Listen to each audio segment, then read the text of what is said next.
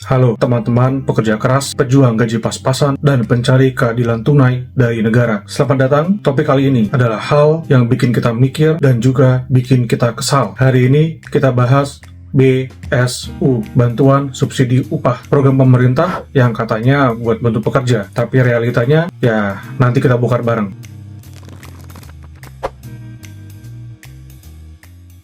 Bantuan subsidi upah ini diluncurkan pertama kali Agustus 2020. Waktu itu lagi pandemi. Emang ngeri-ngeri sedih sih waktu itu. Pemerintah kasih 600.000 per bulan buat 4 bulan ke pekerja bergaji di bawah 5 juta rupiah. In total 2,4 juta. Wow, 2,4 juta itu mah kayak gaji tambahan. Iya kalau dikasih. Tapi kalau nggak masuk dari BPJS, ya cuma bisa nonton orang lain, update status.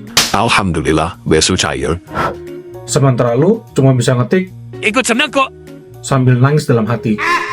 Tahun 2021 dan 2022 bantuannya makin mengecil dari 1 juta rupiah total lalu 600.000. Lama-lama bantuan ini kayak nasi kotak sisa rapat, makin kecil, makin dingin, tapi tetap direbutin.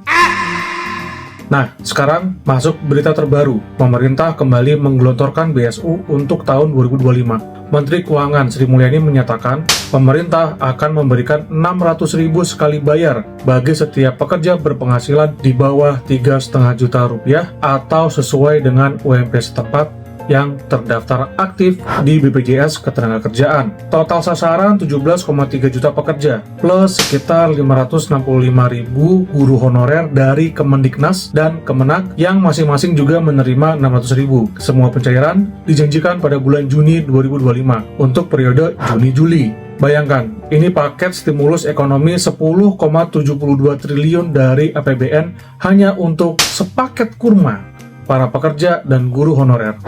Tapi kok tiap tahun jumlahnya makin sedikit? Jangan-jangan ini bukan bantuan, ini diet APBN.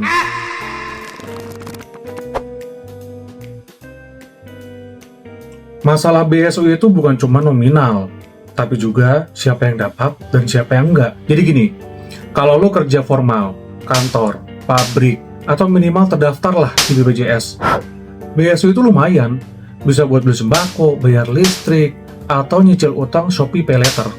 Tapi kalau lu tukang ojek, penjual gorengan, pedagang asongan, kuli bangunan, tukang jahit rumahan, penjual sempak di pasar Senen, BSU ini rasanya kayak pesta ulang tahun di rumah tetangga. Lo bisa denger lagunya, cium bau kuenya, tapi pas ngintip, tamu undangan doang ya? Yang nggak diundang, nonton aja ya dari luar pagar. Padahal lucunya, pekerja informal ini bayar pajak juga. Ngisi BBM kena PPN, beli pulsa kena PPN, minum kopi saset ada PPH di produsennya. Tapi saat pemerintah bagi-bagi bantuan, Maaf ya, kamu nggak terdaftar. Jadi, next time aja lah ya. artinya puluhan juta pekerja yang hidupnya udah pas-pasan sekarang disuruh pasrah. Mereka tetap bayar segala kewajiban, tapi negara lupa mencatat mereka saat giliran dibantu. Lucu ya, kalau rakyat salah dikit, NPWP telat, BPJS telat, langsung didenda. Tapi kalau negara yang telat bantu, Mohon maaf, data belum sinkron. Mohon bersabar. secara sosial, BSU ini kayak branding pemerintah biar kelihatan peduli. Kayak influencer yang nyumbang nasi bungkus sambil live di TikTok. Ada yang bersyukur. Alhamdulillah, dapat 600.000, rezeki anak soleh. Tapi ada juga yang nanya, Pak Menteri, saya honorer gaji 3 juta. Bisa nggak BPJS-nya digratiskan aja lah, biar bisa ikut dapat bantuan. jawabannya, Kami akan pertimbangkan without anggaran berikutnya. yang kalau diterjemahkan bebas, Kami akan pura-pura lupa sambil jadi menteri.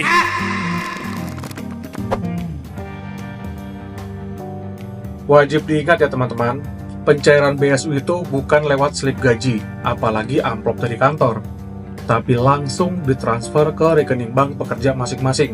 Tapi nggak semua bank diterima, harus bank himbara. Yang boleh itu cuma BRI, BNI, Mandiri, dan BTN. Kenapa cuma mereka? Anda bertanya?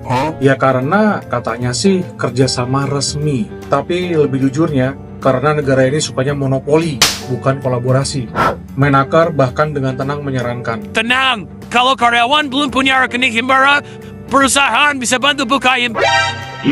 loh Bray, itu HRD, bukan pegawai bank keliling. Bayangin HRD yang tadinya sibuk ngurus cuti tahunan, lembur ilegal, dan bos toksik, sekarang disuruh juga bukain rekening massal ke bank milik negara. Wow! Kalau negara niat bantu rakyat, ya bantu dong beneran.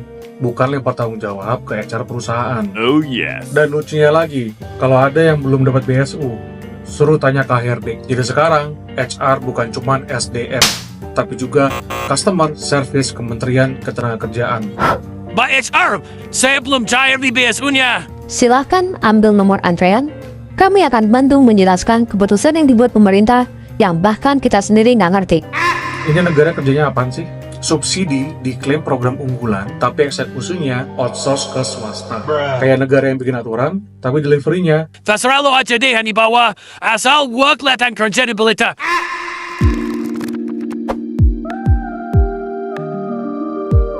Sekarang, kita ke bagian praktis. Buat kalian para pekerja, gini cara ngeceknya. Yang pertama, cek apakah kalian eligible. Gaji di bawah 3,5 juta. Artinya, kalau kamu digaji di bawah UMR dan masih bisa nafas, selamat, kamu miskin versi negara. Tapi kalau gaji kamu lebih tinggi dikit karena lembur bolak-balik, Maaf ya mas, negara menganggap Anda terlalu kaya untuk dibantu. kaya katanya. Padahal Indomie aja masih dicicil. Berikutnya, bukan PNS, bukan TNI, bukan peserta program bansos lain. Karena kalau kamu sudah dibantu program lain, katanya, Giliran dong, kasihan yang lain. tapi anehnya, pejabat bisa double. Dapat gaji, dapat tunjangan, dapat perjalanan dinas, dapat amplop THR dari kontraktor. Tapi rakyat, Pilih siapa aja ya bantuannya, jangan serakah. berikutnya aktif BPJS sampai April 2025. Jadi kalau kamu resign April, BPJS belum update, atau HRD-nya lemot urus data, ya maaf ya, kamu dianggap kaya. Dan terakhir, punya rekening Bank Himbara. Yang kedua, tanya HRD. Tapi hati-hati, tanyanya jangan jam 6 sore pas dia udah siap mau pulang. Tanya baik-baik. Ma, am I BSWebo? Yang ketiga, cek online. Bisa di bsu.bpjsketenagakerjaan.go.id atau bantuan.kemenaker.id atau pakai aplikasi Postpay.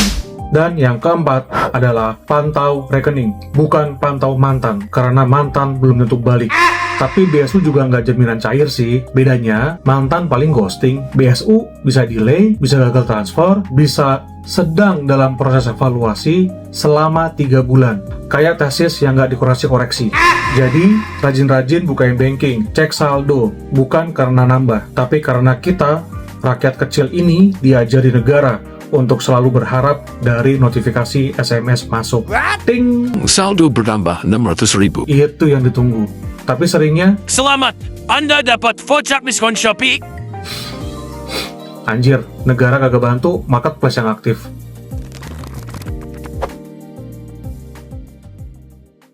Jadi, apakah BSU ini solusi? Jawabannya, bisa iya, bisa enggak.